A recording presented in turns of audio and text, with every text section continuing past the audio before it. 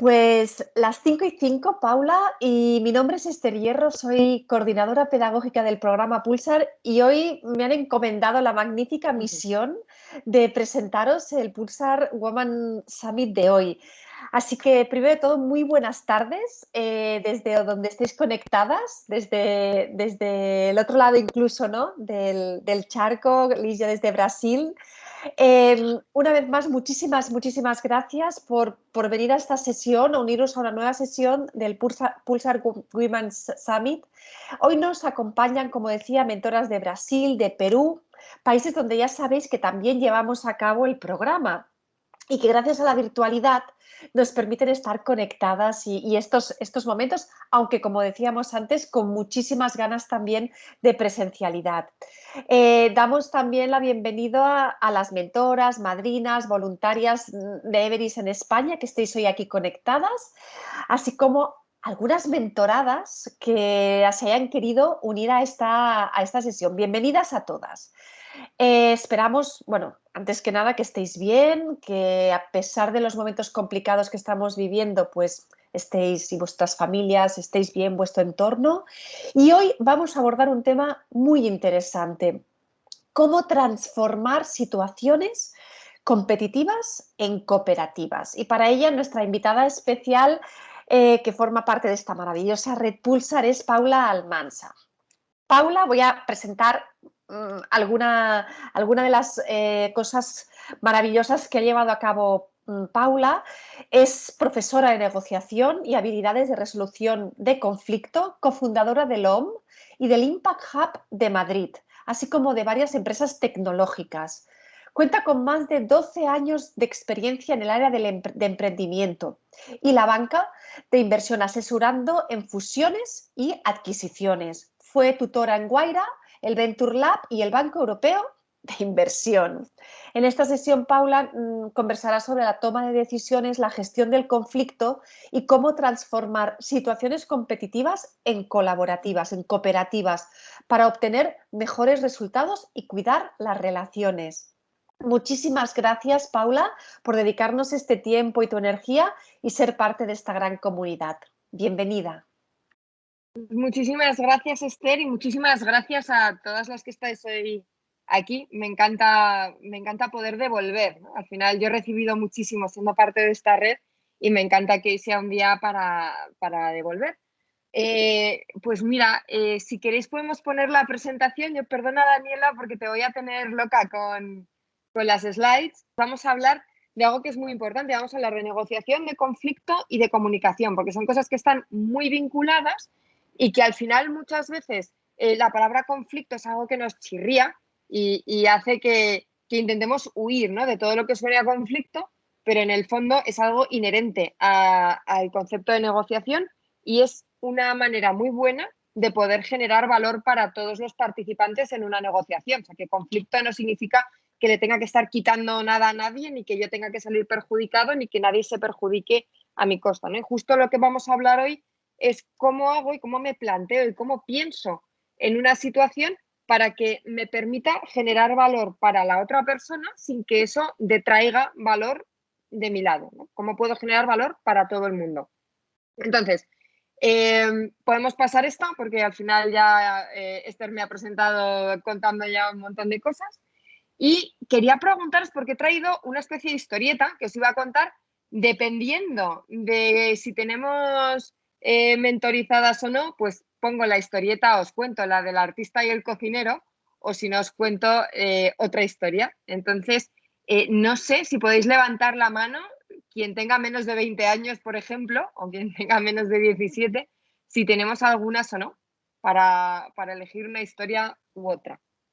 O si no os cuento las dos, porque al final las dos van en la misma línea, ¿no? Y además así las podéis utilizar con vuestras mentorizadas. La historia de, bueno, más que el artista y el cocinero, vamos a ponerlo en femenino, es una chica artista y una cocinera, que son compañeras de piso o hermanas, por ejemplo, y vosotras llegáis un día y os las encontráis que se están peleando como locas por una docena de huevos. Y entonces hay un griterío ahí, están a tortas insultándose no llegan a las manos de milagro y entonces hay un lío tremendo porque se están gritando, tengo mañana un examen, necesito estos 12 huevos. Pues yo también tengo un examen mañana y necesito estos 12 huevos y son míos. No, perdona, son míos y ahí están enzarzadas en un griterío, ¿vale? Esto es una de las historias. Otra historia que es muy parecida a esta, vamos a tener la historia de los huevos y luego, para los que tenemos más de 20 años, no hace falta pasar porque, no, vuelve para atrás, porque la otra historia, dependiendo del público, es algo que nos resultará a todos mucho más familiar. Es alguien, ¿no? Una ejecutiva que trabaja en Madrid, pues, mira, como yo, por ejemplo, que trabajaba en banca de inversión y decide que se quiere ir a trabajar a Londres. Entonces, empieza a entrevistarse, recibe una oferta de trabajo y entonces le dicen, vale, pues has sido seleccionada y te ofrecemos cobrar 100. Y esta chica dice, no, es que yo necesito 130. Entonces, la persona de recursos humanos dice, no, es que lo máximo que yo puedo ofrecerte son 100. Y la chica dice, no, es que yo por menos de 130 no me puedo permitir, no puedo aceptar este trabajo. Bueno, pues ahí queda, ¿no? Son dos situaciones de conflicto. Como veis, el conflicto no significa que nadie se tenga que gritar, insultar ni nada. Simplemente son dos situaciones de conflicto porque en apariencia no se puede satisfacer las necesidades de ambos. Entonces, cualquiera de las dos. Y yo, perdonad porque como estoy acostumbrada a dar clases, siempre todas mis cosas son súper interactivas. O sea, que os voy a preguntar, ¿qué pensáis que se puede hacer en el tema de las chicas que se están peleando por los huevos? ¿Y qué se puede hacer en el tema de recursos humanos? Cualquiera de las dos historias. Me podéis escribir en el chat o podéis levantar la mano, cualquier cosa que queráis. A ver quién se anima. Tienes ahí un lío en la cocina de dos personas que se están gritando por una docena de huevos. Entonces, ¿qué pasa? ¿Qué hacéis? Venga, Paula, me animo yo. Venga. Pues bueno, con los huevos, preguntar que para qué quiere los huevos. Muy bien, muy bien. Más ideas, porque yo creo que tú, Emilia, vas con ventaja en esta respuesta. Vale. ¿Para qué quieren los huevos? Pues una forma de resolverlo, porque antes de resolver necesitas saber exactamente cuál es tu plan, ¿no? ¿Qué quieres? Más ideas, más cosas que se nos ocurren. O sea, ¿cuál es nuestra primera reacción cuando llegamos y vemos ese griterío en la cocina?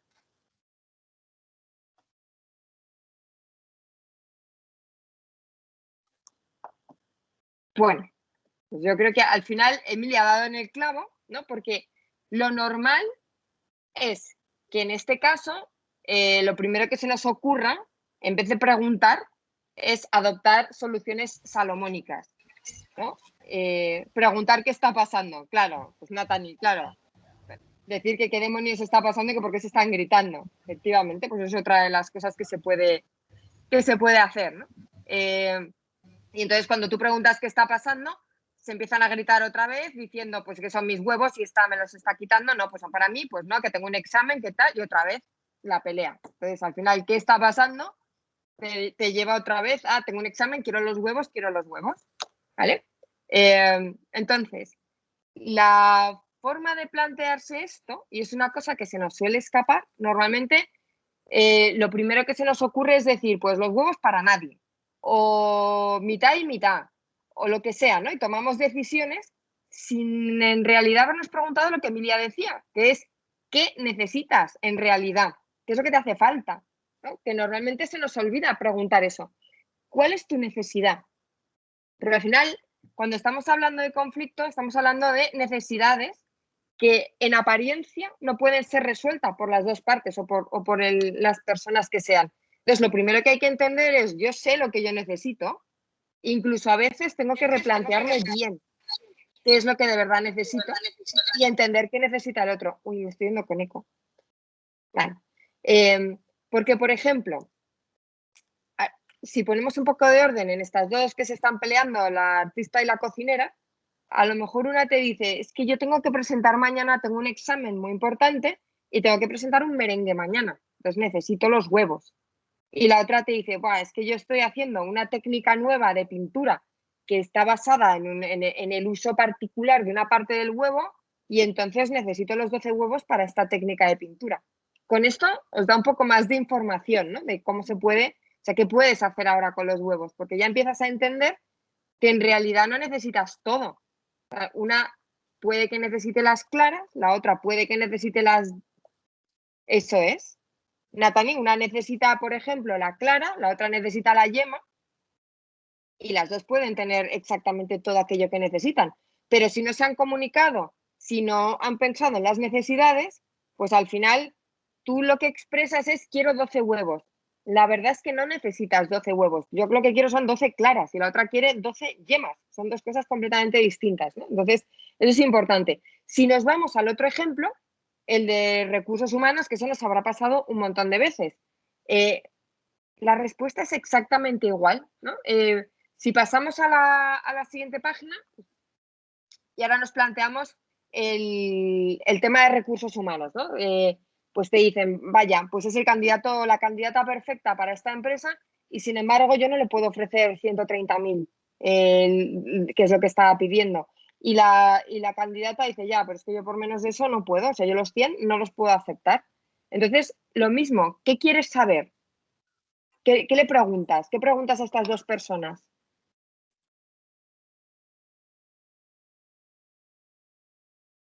A ver quién se anima a hacer preguntas.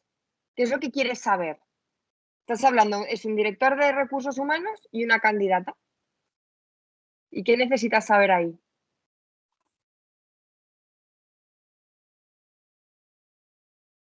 Ya hemos resuelto el tema de los huevos, ahora nos vamos al tema del trabajo. ¿Yo qué quiero saber? Claro, Rocío, exacto. ¿Por qué? ¿Para qué? O sea, tradúceme 130, ¿qué significa 130? Porque hay personas que 130 dicen, no, pues es que yo por prestigio profesional necesito que sea 130 porque va con el reconocimiento que yo necesito, efectivamente. O otra persona dice, mira, es que yo tengo 3 hijos y mudarme a Londres es carísimo y yo lo que necesito es poder mantenerlos y poder pagar su escuela y poder pagar la casa en Londres, que es mucho más caro que en Madrid. Entonces, he hecho mis cálculos y necesito 130. Vale, con esta información, si tú eres el director de recursos humanos y de verdad quieres que esta persona trabaje contigo, ¿se te ocurre ahora algo que le puedas plantear a esta persona que no sea decir pues 100 y si no lo tomas o lo dejas? ¿Se te ocurren cosas que le puedas decir?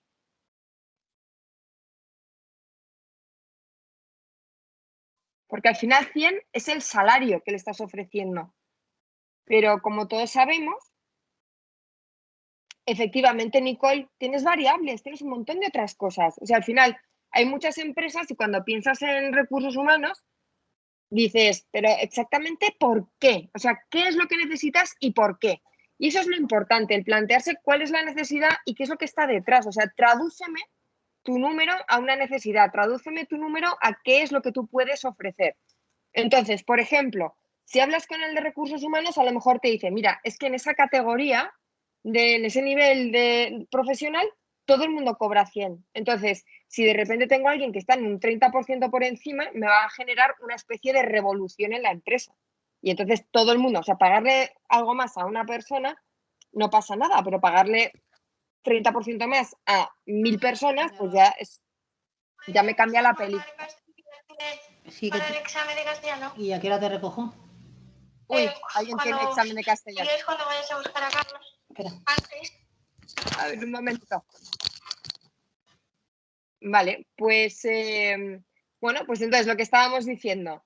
Entonces, a lo mejor este director de recursos humanos sí que se puede permitir ofrecer otras cosas. Te puede ofrecer, por ejemplo, un paquete de expatriado. Te puede ofrecer el pagarte el piso, pagarte la escuela de los hijos y tal. Entonces, en realidad, los 130 no eran 130. Lo que era es, quiero vivir bien. Quiero que mis hijos tengan las cosas cubiertas. O sea, son unas necesidades que son más abstractas que simplemente decir quiero 100 o quiero 130. Entonces, lo que en apariencia es muy difícil de reconciliar, 100, 130, ¿vale? Eso es cuando decimos que es una negociación posicional. Yo quiero 100, yo quiero 130 y de ahí no me muevo y entonces me enroco en lo que yo estoy pidiendo y no estoy preparado para contemplar otra cosa. Y ahí es donde muchísimas negociaciones se quedan completamente paralizadas. Sin embargo, si nos vamos a otro nivel de abstracción y empezamos a pensar qué es lo que tú de verdad necesitas, entonces se abre un abanico mucho más amplio de otras posibilidades, pero para eso tengo que haber preguntado las preguntas correctas. ¿Qué quieres? ¿Para qué? ¿Por qué? ¿Qué está detrás de todo esto que me estás diciendo? Tradúcemelo a necesidades. Eso se llama, y vamos a la siguiente página, negociación basada en intereses. Es algo que se enseña desde hace, yo qué sé, como 20 o 30 años. Antes, cuando uno pensaba en negociación, pensaba en ir a pelearse con otra persona. Ahora, cuando piensas en negociar, pues la mayoría de las veces sí se puede generar valor. Entonces, hay muchos tipos de negociación, hay muchas estructuras de negociación y de esto depende cómo nos vayamos a plantear y cómo vayamos a organizar nuestra negociación. Pero la mayoría de las negociaciones sí que nos permiten incluir elementos que generen valor para todos. Porque en el momento, volviendo al caso del trabajo entre la persona que se movía, ¿no? de Madrid a Londres, al final, si le ofrecen un paquete de expatriados y le pagan todas esas necesidades, esta persona va a tener lo que quería, que es un trabajo en el que se sienta realizado o realizada, en el país donde quería estar trabajando y demás, y la empresa va a tener a una persona comprometida que está ahí y que está para el largo plazo. O sea, al final todo el mundo tiene aquello que quería, simplemente preguntándose y dándole un poco de vueltas a la cabeza sobre qué otras cosas se pueden ofrecer. En nuestra vida cotidiana, si nos lo planteamos y somos honestos con nosotras mismas y lo pensamos, muchísimas veces decimos simplemente esto es lo que quiero y punto. Y no estamos preparadas para considerarlo desde un punto de vista más abstracto, basado en intereses. El qué y el por qué es lo que se llama en negociación, se llama intereses, ¿no? Entonces es esa motivación abstracta. Ahora, si yo estoy pensando solamente en intereses, me falta el ser capaz de aterrizarlo en algo material, ¿vale? Y aquí es donde viene la parte importante. Yo cada vez que estoy negociando algo, tengo que ser capaz de descomponerlo en determinados atributos, en distintas cosas. Por ejemplo, un contrato de trabajo o el hecho de negociar el trabajo para alguien. ¿Qué distintos elementos, qué elementos puede tener? Volvemos al chat otra vez. ¿Cuáles son los elementos incluidos en la negociación de un contrato de trabajo? Ya hemos hablado de los 100 que me van a pagar, o sea que el salario fijo, pero ¿qué más cosas qué otras cosas hay ahí? Por ahí ponía piso, coche, incentivos variables, al final hay más cosas, ¿no? que yo puedo meter en un contrato. Al final, si yo el objeto de mi negociación lo consigo descomponer en distintos elementos y en distintas variables, eso me va a permitir jugar con esas variables y hacer intercambios que generen valor. Por ejemplo, probablemente para ese director de recursos humanos pagarme el seguro médico le cuesta 0, porque ya está pagando el seguro médico de miles de personas. Si yo me tengo que pagar el seguro médico, a mí sí me cuesta bastante dinero. Entonces, ¿qué tipo de intercambios? Mira, Natani, fenomenal. Sueldo, beneficios, la descripción del trabajo, el seguro, la carga de trabajo. Efectivamente, es importante entender qué es lo que te trae aquí. Porque, por ejemplo, si tú eres el director de recursos humanos y dices, vale, esta persona, aparte de la compensación económica, le importa el ascenso profesional o le importa el aprendizaje o le importa, mira, por ejemplo, Esther está diciendo flexibilidad horaria. Si tú quieres tener un equilibrio entre vida personal y profesional, por ejemplo, eso es uno de los intereses que tienes. Yo quiero tener un equilibrio. Entonces luego dices, vale, ¿yo esto cómo lo traduzco a la hora de ir a mi negociación? Porque tengo que tener claro qué es lo que yo quiero, pero luego es importante saber cómo lo traduzco, porque el equilibrio, por ejemplo, para algunas personas puede traducirse en no quiero tener que viajar nunca.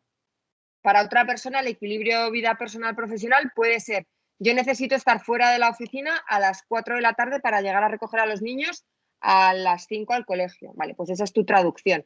Otro puede decir, no, pues yo quiero poder trabajar en remoto, que ahora está muy de moda, 3 días a la semana y 2 en la oficina. Fantástico. Entonces, cada uno, todo esto que lo has pensado como una necesidad o como un interés, lo traduces y lo bajas a algo un poco más concreto, que es la parte de tus objetivos, que es lo que yo estoy intentando conseguir en esta negociación.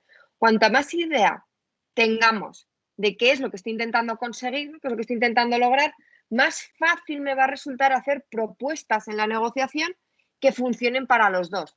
Porque la otra persona, a su vez, tiene unos intereses, unos objetivos y luego unas opciones, unas posibilidades de lo que para ellos es factible y lo que no es factible para su negociación. ¿Vale? Entonces, al final aquí lo que sucede es que puedes llegar a hacer intercambios de cosas que para ti tienen menos valor y para la otra persona tienen mucho valor y viceversa. Si tuviéramos una tabla de puntos, por ejemplo, y esto es un caso real, yo como he sido muchos años CEO de Loom, espacios de coworking, tenía un presupuesto bastante limitado para competir en salario.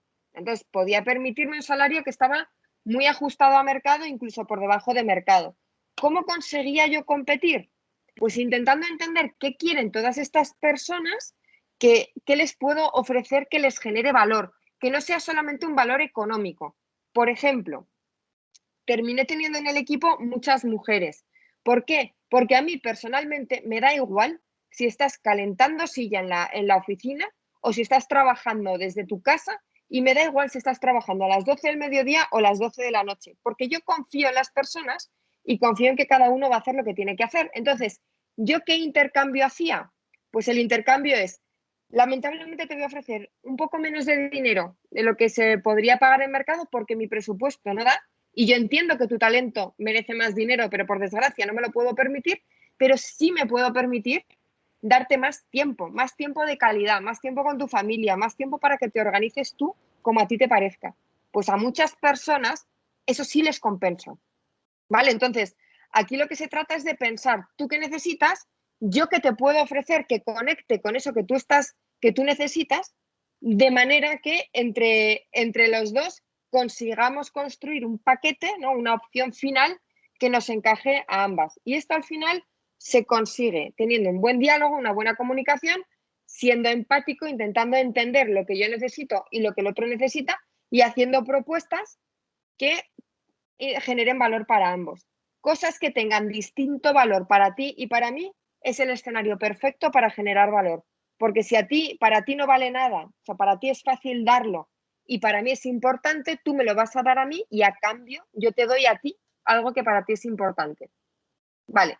Luego, vamos a lo siguiente. Obviamente esto no nos garantiza que las negociaciones siempre vayan a ser exitosas, pero desde luego es un planteamiento que nos permite generar valor y nos permite transformar una situación que inicialmente se planteaba como muy competitiva.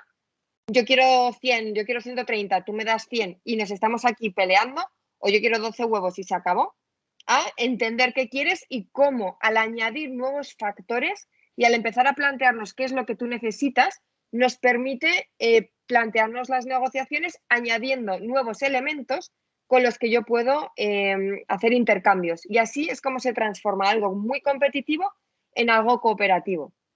Eso es la estructura de la negociación. Por eso decía que es muy raro que una negociación no permita hacer intercambios que generen valor. Cuando vas al típico zoco en el que solo estás hablando de precio y nunca te vas a volver a ver en la vida, eso es una negociación de estructura más competitiva y ahí es difícil buscar intercambios que generen valor porque no, hay muy pocas cosas además del precio que yo le puedo ofrecer a este señor. Incluso así puedo jugar con otras variables como la cantidad de lo que te estoy comprando o hacerte publi y traerte a otros compradores. O sea, puedes jugar con otros factores y otros elementos. Pero bueno, en ese tipo de negociaciones es más difícil. Pero en la mayoría de las negociaciones sí que nos van a permitir traer nuevos elementos. ¿Hasta aquí vamos bien? No, porque he visto aquí gente que quería pues, el progreso profesional en la empresa, autonomía, aprendizaje y demás. todas estas cosas hay que pensarlas para ver qué le estás ofreciendo a la otra persona. Luego nos vamos a pasar al tema de conflicto, que es otro tema que, claro, nos chirría a todos un montón, porque cuando estás negociando hay una parte muy incómoda que dices, si me encantaría darle al otro todo lo que quiere, ¿no? Porque se me hace súper desagradable tener la sensación de estar en conflicto. Pero al final, muchas veces, si cedo en todo, al final me estoy traicionando, en cierto modo me estoy traicionando a mí mismo. Entonces tengo que encontrar un equilibrio entre poner un límite y luchar por lo mío, que luchar, de nuevo, no significa tener que pelearme, sino defender aquello que yo quiero y a la vez intentar darle al otro todo lo que yo sea capaz de dar. ¿Eso qué requiere? El ser cooperativo requiere muchísima creatividad, porque ya no solamente tengo que ir hablando de lo mío, yo quiero, yo me merezco, esto es mío, mío, mío. Tengo que ir defendiendo lo mío, pero también defendiendo y buscando algo que sea bueno y aceptable para la otra persona. Y aquí es donde entramos ya en la parte de empatía y asertividad. Que, por cierto, hablando a veces un poco de género, yo por lo menos lo que me encuentro mucho en clase es que muchas chicas en universidad y en máster suelen tener más problemas con el tema de la asertividad. Suelen ser muy empáticas y suelen tener temas con la asertividad, porque parece que te convierte en mala persona al reclamar lo que es tuyo, cuando en realidad lo que sí que te exige es la responsabilidad de hacerlo de una forma educada. O sea, el reclamar lo tuyo de una manera muy grosera, pues obviamente no es bonito, no es elegante y desde luego no va a mantener la relación ni el respeto a largo plazo. Pero si tú defiendes lo tuyo de una forma amorosa o una forma empática, una forma respetuosa, hace que la gente te respete más. Y yo creo que eso es una cosa que tenemos que inculcarnos a nosotras y luego a nuestras mentorizadas, que muchas veces en la vida vas a tener que decir que no. Y lo que tienes es que hacer, lo que hay que hacer es encontrar la forma de decir, mira, lo lamento mucho, a mí me encantaría pagarte más, me encantaría hacer esto, me encantaría todo lo que me estás pidiendo, pero lamentablemente no puedo más de esto. Ahora se me ocurre que podemos hacer estas otras variantes que a ver si te encajan. Entonces, mi responsabilidad es ir hasta donde dentro de mis límites puedo, ¿no? Y buscar una forma creativa de generarte valor. Pero llega un punto en el que me estás pidiendo un sacrificio que yo no me puedo permitir, porque me pasa también en Loom con clientes. Claro, dice, ¿me puedes rebajar? No sé qué, ¿me puedes tal? Digo, yo te juro que me encantaría dártelo gratis, pero es que si te doy gratis el espacio y todo el mundo hace lo mismo, pasado mañana no tienes oficina, ni yo tengo trabajo, ni mi equipo tiene trabajo. Entonces, mi responsabilidad primera es que mi empresa sea próspera, que sea rentable.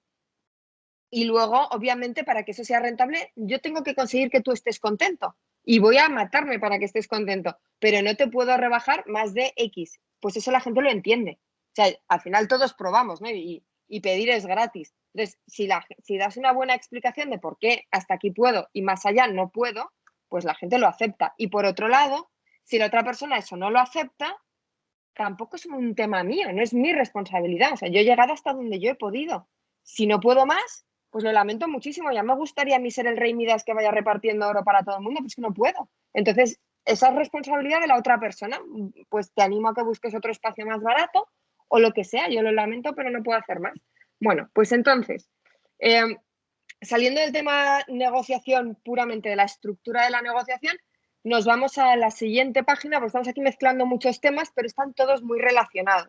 Porque eso tiene que ver también con cómo negocio y qué hago yo con las distintas situaciones, ¿no? Ahí siempre hablamos de distintas formas de afrontar el conflicto. Entonces, al final, a todos nos encantaría ser extremadamente colaboradores, que el mundo fuera súper colaborativo, que todo el mundo estuviera encantado con todo y demás, ¿no? Pero al final, esto se mide en dos dimensiones principalmente: asertividad y cooperación, que básicamente es cuánto esfuerzo estoy haciendo para lograr aquello que yo quiero, eso es asertividad, y cuánto esfuerzo tengo que hacer para lograr aquello que tú quieres. Entonces, si hago muchísimo esfuerzo y consigo cumplir mis objetivos y los tuyos, entonces estoy siendo muy colaborativo. Eso, que suena precioso, requiere muchísimo tiempo, mucha energía, mucha creatividad y hay ocasiones en las que uno no lo puede lograr. O sea, que en un mundo perfecto, en un mundo ideal, pues todos somos muy colaborativos y todos estamos encantados, pero no siempre va a suceder. Y luego está, pues la persona que antepone lo suyo y va buscando lo suyo y lo que suceda con lo de los demás no les importa. Es decir, yo voy a lo mío, si te va bien, bien, y si no te va bien, pues oye, mala suerte y adiós. Pero no voy a hacer un esfuerzo por satisfacer aquello que tú quieres. Pues esos son los competitivos. Y luego está, en la parte de baja asertividad, está el que no busca lo suyo propio, o sea, se renuncia a aquello que en realidad está deseando y se mata para que el otro consiga lo que quiere, ese es el complaciente. Y luego está el evasivo, que ni se preocupa de lo suyo, ni de lo tuyo, ni de nada. O sea, es como el evitador de conflicto total. A mí me dan pavor, por cierto, las personas evitadoras de conflicto, porque a veces dices, pero espera, jolín, si es que tengo una propuesta que de verdad que tengo una propuesta que te va a interesar, pero claro, solo de pensar que tiene que negociar ya se pone tan nervioso que huye y dices, pero si es que salimos perdiendo los dos porque no te has sentado. Bueno, pues pero existen en el mundo evitadores de conflicto. A ver, hay momentos en los que cada uno de estos elementos, hay situaciones en las que tiene más sentido serlo, ¿no? O sea, pues, yo qué sé, si no tengo absolutamente nada que ganar, si es una cosa muy violenta, obviamente evito el conflicto y salgo por patas como pueda. Pero en general, bueno, pues no hay que olvidar el ser asertivo porque no hay que olvidarse de uno mismo. Si tú no piensas en ti, ¿quién va a pensar en ti? Nadie. Y luego, claro, me pasa mucho en las clases, que me vienen muchos alumnos diciendo, ay, es que el otro se ha aprovechado de mí, es que el otro no sé qué, me he pasado esto en la negociación. Y claro, le digo, vale, pero ¿tú qué has hecho? ¿Tú qué has hecho para impedir que el otro se aproveche? Y yo no digo que sea bueno ni malo, que haya otro que se aproveche, pero es que no estoy en una clase de ética. O sea, al final, si tú dejas campo para que el otro se aproveche, pues puede que se aproveche o puede que no, pero tú no has hecho tu parte, que era ponerle un límite. Entonces, no olvidemos que ser asertivo a veces significa pues echarle valor a las cosas y decir, oye, lo lamento un montón, pero es que más de esto no estoy dispuesto a hacer. Y punto. Entonces, una pregunta general también. Aquí, por ejemplo, hay dos patrones, no, dos cajitas que casan a la perfección. Cuando una persona es extremadamente complaciente, ¿con quién encaja a la perfección? O sea, el perfil de sí, sí, sí, todo lo que tú digas, voy a hacer todo lo que tú quieras, tal, ¿encaja a la perfección con quién? Porque es que eso se ve en el mundo profesional, dices que son tal para cual. Alguien estaba ahí a punto de decir. ¿Te refieres en una negociación, Paula, para que la O negociación cierre? Sí, en Va a ser- negociación o en general, o sea, en el mundo de la empresa. Mira, aquí Rocío El dice, competitivo con el complaciente, como los opuestos, tal ¿no? cual, tal cual. El dominante, ¿no? El competitivo. A veces tú dices, pero este señor, ¿cómo puede ser tan un dictadorzuelo en su empresa? Y dices, claro, es un dictadorzuelo porque vive rodeado de los pelotillas, que son los complacientes que le dicen sí, todo es maravilloso. Y lo más triste de todo, ¿eso beneficia a alguien? No, es que esa empresa, a esa negociación, a ese lo que sea, a esa situación, no le está beneficiando. Porque al final, a mí, por ejemplo, siendo CEO, si todo el mundo me dice que todo lo que yo hago y todo lo que yo digo es maravilloso, primero, sé que me están mintiendo, con lo cual no me hace ninguna gracia, y luego no me ayudan a evolucionar, no me ayudan a mejorar. Claro, pido que me digan las cosas que no me gusta escuchar con respeto, por supuesto, pero a mí las personas que más respeto y a los que más considero y valoro son aquellos que han tenido el valor y luego el tiempo y la dedicación para ayudarme a mejorar, para decirme aquello que no me gusta escuchar. Entonces, el ser complaciente no te ayuda a ti, porque al final no te están valorando, y tampoco ayuda al otro, porque le estás convirtiendo en una especie de reyezuelo, un dictadorzuelo de su propia empresa y no sirve y no ayuda. Entonces, bueno, son elementos de reflexión no solamente para aplicar a negociación, sino en general, porque estamos hablando de situaciones competitivas y cooperativas. Pues al final, las situaciones competitivas las generamos nosotros a veces cuando somos muy complacientes, porque una cosa es la estructura de la negociación, la estructura de la situación.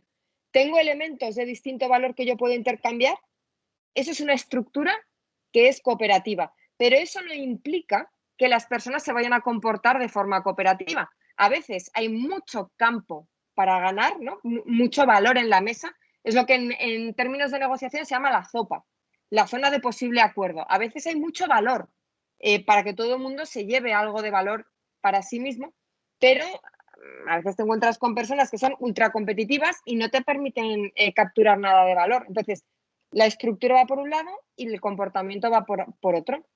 De nuevo, pues cuando nuestro comportamiento es asertivo, le ponemos límite al otro y le forzamos a que suelte algo de valor, que es lo que nosotros nos merecemos y nos corresponde. Y luego, ya termino con otra idea de, seguro que esto, porque he estado viendo las charlas anteriores y esto se ha hablado antes, pero es un tema importante porque está relacionado con todo esto. Vamos a la siguiente, las últimas dos, ¿no? Las siguientes páginas, y así dejamos un poco para preguntar. ¿Cómo nos comunicamos? Porque al final yo en la cabeza tengo la estructura, quiero cómo consigo convertir una situación que es competitiva en cooperativa, cómo defiendo lo mío y tal, pero al final yo tengo que salir ahí al ruedo y decir y abrir la boca y decir cosas. Entonces, eso es un tema muy gracioso, porque claro, hay formas de comunicar que no son muy funcionales y otras que sí. Entonces, ser agresivo o pasivo, yo creo que todos lo entendemos, ¿no? Todas lo entendemos. O sea, agresivo, pues te pego 4 gritos, impongo mi criterio y se hace lo que yo digo y se acabó. Pasivo, yo voy ahí y me dicen lo que hay que hacer, yo tengo mi opinión, pero no estoy aportando nada y tal. Es una pena, porque muchas veces tenemos algo que aportar y nos lo estamos guardando, esa pasividad. Y luego el pasivo agresivo, que a mí me preocupa siempre mucho, porque cuando era el momento de levantar la mano en la reunión y decir, oye, pues yo discrepo de esto, yo creo que hay otro planteamiento que podría funcionar, ahí no dices nada, eres pasivo. Y luego, fuera de la reunión, son las personas que van hablando a la espalda y no sé qué, y maquinando y tal. Es que es otra vez una pérdida de tiempo y de energía monumental cuando estamos en esta situación, ¿no? Porque al final dices, ¿por qué no lo has dicho en su momento? Si es que al final había una oportunidad para decirlo en su momento. Bueno, pues esas 3 formas son bastante ineficientes a la hora de comunicar. Y la mejor manera de comunicar, y es algo que seguro que habéis probado, porque en realidad todos los que somos mentoras nos encanta todo este tema, ¿no? De comunicación asertiva y empatía y ponernos en la piel de los demás y demás, ¿no? Pues yo lo que he aprendido con la práctica es, y pasamos a la siguiente, es la comunicación asertiva, que al final tiene muy poco de rollo, o sea, es muy poco filosófica y es muy práctica en cómo son los pasos, ¿no? O sea, al final, si yo estoy harta, por ejemplo, de que me tomen por el pito del sereno, si alguien viene siempre tarde a una reunión, si yo cada vez que te hago una propuesta y vamos a negociar, siempre me estás intentando quitar el último céntimo, me estás intentando colar un gol y tal, cualquier cosa, ¿no? Que al final yo quiera decir, pues la comunicación asertiva es una forma muy educada de decir lo que necesitamos decir. Porque si yo estoy harta de la otra persona y entro en el modo acusación y empiezo a decir, es que siempre he sabido que no eras digno de confianza y me estás robando, y además tú eres un tal y cual, al final yo acuso, el otro me acusa, se pone muy defensivo y acabamos teniendo un diálogo atroz. Entonces ya dejo de escuchar, ya no me interesa lo que me digas, cualquier cosa que tú digas le doy 0 valor porque ya me parece que estamos en un tono que no es adecuado y demás, ¿no? Entonces, cuando voy a comunicación asertiva, datos, pues, ¿cuáles son los hechos? Oye, mira, por ejemplo, que sé, si alguien llega siempre tarde, ¿no? Mira, las 5 últimas veces que nos hemos reunido, has llegado media hora tarde sin avisar, ¿vale? Entonces, eso es un dato. A ver, que cuando doy los datos tienen que ser datos que son reales. O las últimas veces que hemos ido a decidir el precio del despacho o el precio de esta obra, siempre acabas estando un 20% por encima de la cotización de los otros, por ejemplo, o lo que sea, pero datos objetivos. La emoción. Aquí ya no se trata de etiquetar al otro, eres un cretino, siempre he sabido que no me podía fiar de ti, no sé qué. No, esto es ya como yo me siento. Mira, cuando tú llegas tarde, yo me siento muy mal, yo me siento menospreciada. Esto hace que me sienta como que no te intereso, que no te importa, que no valoras esta relación. Así es como yo me siento, ¿no? Entonces, hay muy poco espacio para que la otra persona pueda opinar de tus sentimientos, porque si yo te digo que me siento frustrada, pues es como yo me siento. O sea, tú podrás decir que es necesario o que no, o lo que sea, pero es mi sensación, es mi sentimiento. Entonces no hay mucho campo para que el otro opine.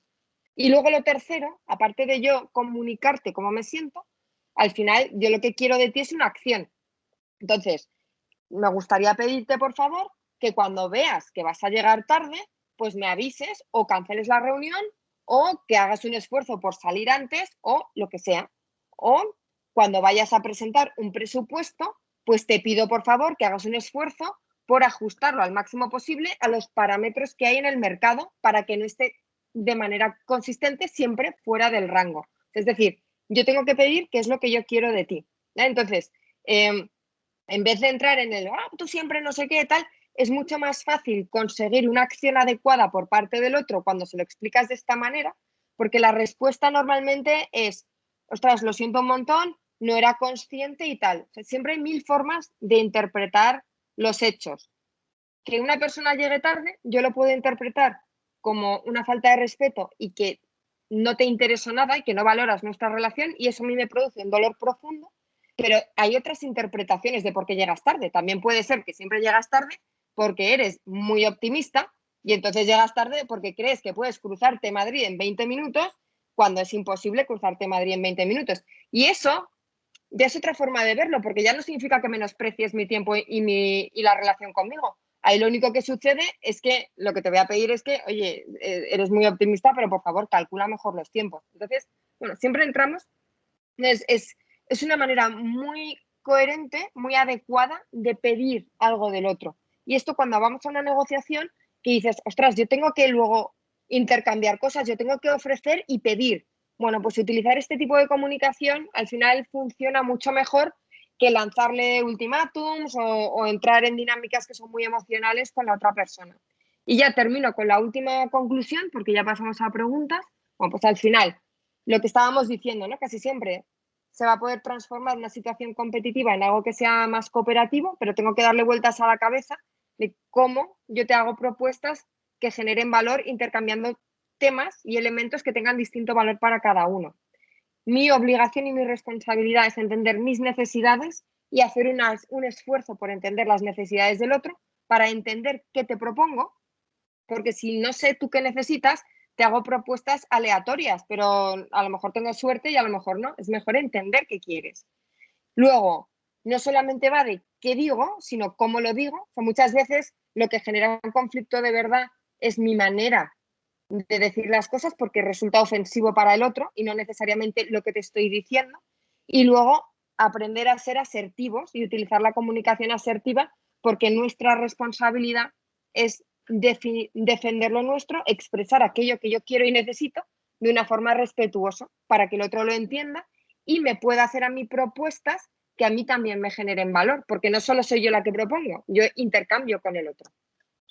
Y con esto ya pasamos a la última, que es gracias y preguntas. Es un tema que me da para hablar 800.000, o sea, podría seguir hablando 1000 años más, pero me parece que hasta aquí hemos hecho ahí como un buen resumen, ¿no?, de cosas. Entonces me encantaría saber opiniones, ideas, preguntas, comentarios, todo. Y muchas Fabuloso, gracias. Paula. No, gracias a ti. Se me ha pasado el rato, pero embobada escuchándote. Y si me permitéis, mientras vais pensando vuestras preguntas, porque yo aquí no he dejado de apuntar, Paula, una de las cosas que has dicho en varias ocasiones, pero ahora también en el cierre, ¿no? Has hablado de dinámicas muy emocionales, Paula. Ay, ¿y cuándo, según qué conflicto, no es emocional? ¿Sabes? Porque dices, ¿cómo haces para sostener esa emocionalidad que a veces es que la ves como inevitable, ¿no? Porque, claro, Paula, tú y yo podemos negociar pues, en positivo, sí, el sueldo, pero ahora imagínate que tienes que negociar mi despido o que tenemos que negociar algo pues, como un divorcio, cosas donde hay muchísima emoción en juego. ¿Cómo? Ya sé que Y no la puedes evitar. O sea, al final todos tenemos sentimientos y yo creo que no tiene sentido luchar contra lo que uno siente, ¿no? Si yo siento una tristeza muy profunda, es mejor que conecte con esa tristeza y sea consciente de la tristeza y vea cómo la voy a gestionar, porque lo que sí es mi responsabilidad es tomar una decisión sobre cómo lo gestiono y cómo lo expreso. Yo puedo expresar mi tristeza y mi frustración de una manera muy inadecuada, pegándote 4 gritos y llamándote de todo, o puedo simplemente decirte estoy muy dolida, me sucede esto, pues si te voy a despedir, por ejemplo, me ha pasado tener que despedir a personas y es de las cosas más horribles que te pueden pasar, pero es que lo sigo viendo como, es que es mi responsabilidad como empresaria, forma parte del paquete, no todo es siempre precioso, ¿no? Y yo he llorado despidiendo a personas y les he deseado de corazón lo mejor, pero es que si yo estoy despidiéndote, o sea, para mí lo que es muy importante es encontrar una coherencia en aquello que estoy haciendo. Yo no te despido porque esta mañana me he levantado y he decidido que me voy a librar de Esther porque estoy harta, no. Yo te estoy despidiendo por un motivo, que puede ser un motivo que tenga que ver con la integración o la adecuación de tu perfil a la empresa, que no significa que seas ni mejor ni peor, simplemente hay unas tareas y funciona mejor o peor, y a veces puede tener que ver con circunstancias. Es que nos ha venido un bofetón económico y por desgracia esto es lo que hay. En ambos casos yo creo que hay que ser súper honesto, súper transparente, o por lo menos a mí es lo que me funciona, y a mí si me dan ganas de llorar, yo lloro con la persona y me ha pasado, o sea, no llorar de hacer mucho drama, sino simplemente decir, oye, valoro muchísimo el tiempo que hemos pasado juntas, yo lo siento un montón, yo te deseo lo mejor, pasa esto, y pasa esto puede ser que cuando entraste en este proyecto pensaba que ibas a poder hacer estas labores, esto y aquello, el proyecto se ha movido en otra dirección y lamentablemente en este momento no es exactamente lo que necesito y yo sé que vas a estar mejor en otro lugar. O sea, no es, pues adiós y que te den y me da igual, no, es quiero seguir en contacto contigo, yo de verdad te deseo lo mejor de corazón, cualquier cosa que necesites, yo estoy aquí para ti, no te dejo en bolas, no te dejo tirada, no nada.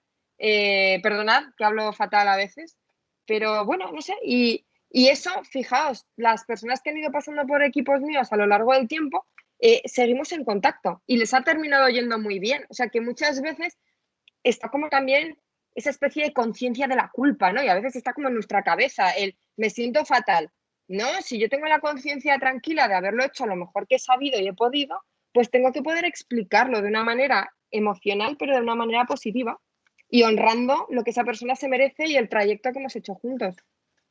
Sigue siendo un trago horroroso, por cierto, pero es que es lo que hay en la vida. O sea, a veces eso toca. Muchas gracias, súper clara, Paula. Dice Sí, Nathan, ¿no? En cualquier situación de despido hay que tener respeto y mostrarlo, ¿no? mucho, o sea, lo que tú querrías para ti, ¿no? Al final. O sea, y al final creo que es muy importante entender cómo lo está recibiendo la otra persona, porque una situación de despido puede conectar de una manera muy profunda con la autoestima de esta persona. Y esa situación probablemente no tenga nada que ver con el valor profesional de la persona.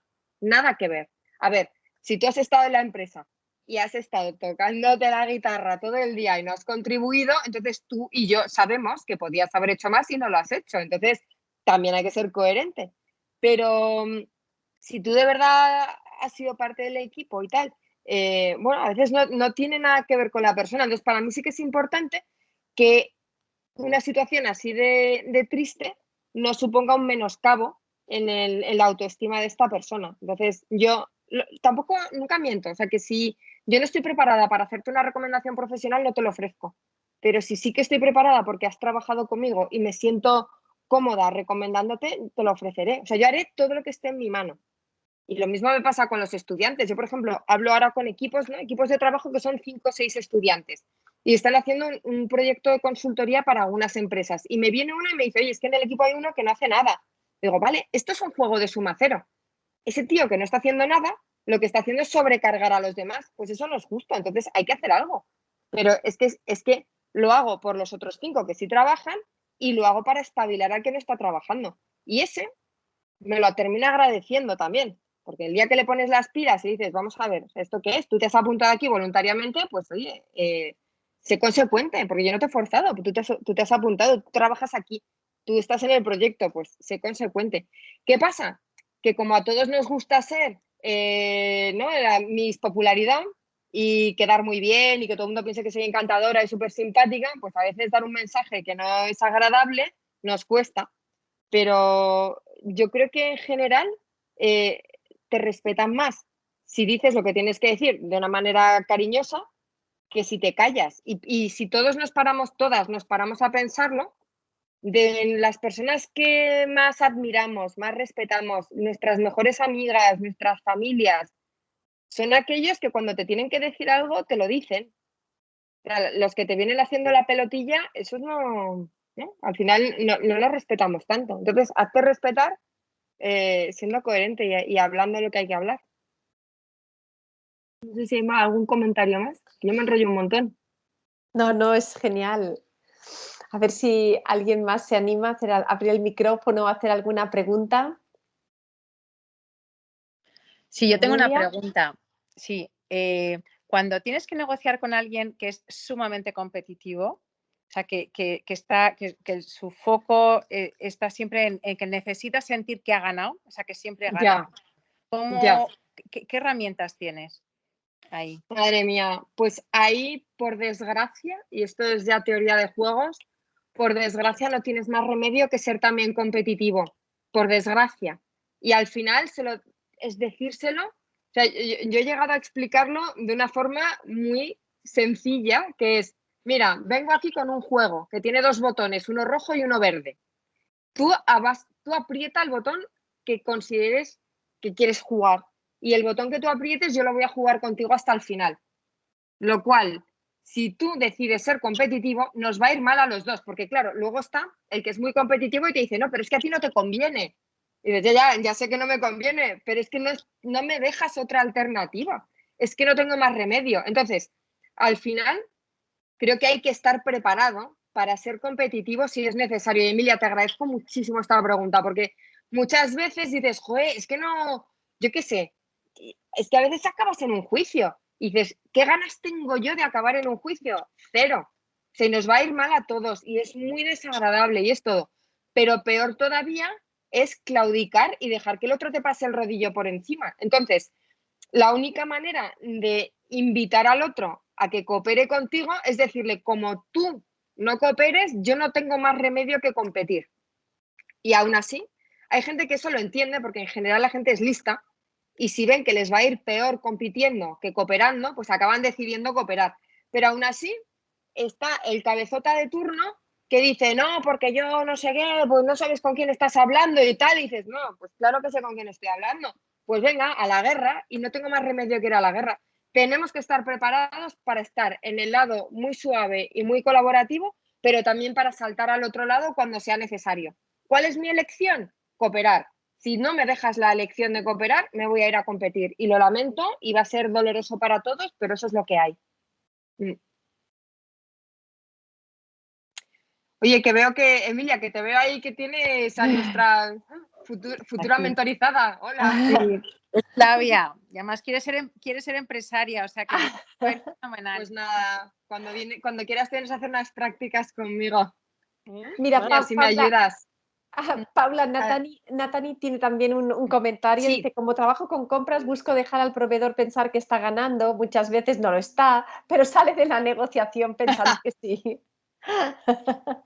Sí, lo único que como si es una negociación que es recurrente en el tiempo, al final la gente es lista, o sea que antes o después se va a hacer sus números y va a ver si le conviene o no. Entonces también yo creo que tenemos que pensar en la batallita y en la guerra, ¿no? O sea que muchas veces dejar que el otro gane algo en el corto plazo porque nos va a beneficiar en el largo plazo, o sea, las relaciones que se sostienen a lo largo del tiempo son aquellas en las que existe cierto equilibrio. Si tú, es muy molesto pensar que se están aprovechando de ti y muchas veces prefieres decir no a ganar algo, pero pensando que el otro se está aprovechando. Y algo que es muy humano es que todos comparamos. Entonces, yo comparo mi ganancia con la tuya y luego todos tenemos como un concepto de justicia metido en algún lugar dentro, ¿no? Entonces, si a mí me parece que tú estás ganando mucho más que yo, en algún punto me va a parecer injusto y en algún momento voy a romper esa negociación. Entonces, cuidado, porque cuando te vas diciendo, sí, le acabo de meter aquí y tal, no sé qué, dices, vale, sí, pero luego la reputación existe porque la gente habla y luego, si esa es una negociación recurrente, la siguiente vez esa persona a lo mejor va a ir con mucha más cautela pensando, a ver, si me fío o no de Natania. O sea que, bueno, está bien ganar en el corto plazo, pero también hay que pensar, no hay que perder de vista el largo plazo y encontrar un equilibrio entre esas dos cosas. Y luego lo que decía antes, por ejemplo, como tenemos distintos elementos, por ejemplo, si hablamos de tiempo y de precio, dices, ¿me das una rebaja? Es distinto que decir, vale, si yo te rebajo el precio, es a cambio de que tú me pagues ahora mismo y me pagues en efectivo, porque ya estamos intercambiando dos cosas. Entonces, yo estoy consiguiendo algo que quiero, que es tener caja ahora, y a cambio te estoy dando un mejor precio. Entonces, en ese momento, las dos estamos ganando. Paula, entonces, por lo que dices, entendería que nos quedamos con colaborativo y en todo caso, si hay que ir, se va a ser competitivo, pero que lo que tendríamos un poco que evitar es caer en ser evasivas o ser complacientes. Pues yo me quedo con, me parece que es muy buen resumen. O sea, que al final la asertividad y yo creo que en el aspecto femenino, y fíjate que no me gusta mucho hacer distinciones de género y tal, pero yo creo que estadísticamente, y por lo menos mi experiencia en las clases que doy, es que la asertividad es una asignatura pendiente en las chicas. Y yo creo que hay que aprender a ser asertiva y pensar que ser asertivo no implica ni ser desagradable, ni herir a nadie, ni nada. O sea, puede ser asertivo siendo muy respetuoso.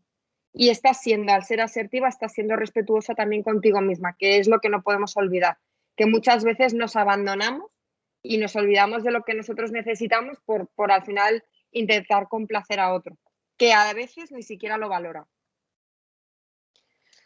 Muchísimas gracias, Paula. Son las 6 y, bueno, no queremos robarte más tiempo. Yo podría estar haciendo aquí preguntas a Paula hasta mañana, así que gracias bueno, por entregarnos tu energía y tu saber. Ha sido un placer muy grande, Paula. Y gracias a todas también por estar aquí este ratito, esperando que pronto nos podamos ver también en persona. Y gracias por formar parte de esta comunidad maravillosa. Gracias, de verdad. Muchas gracias. Nos vemos pronto.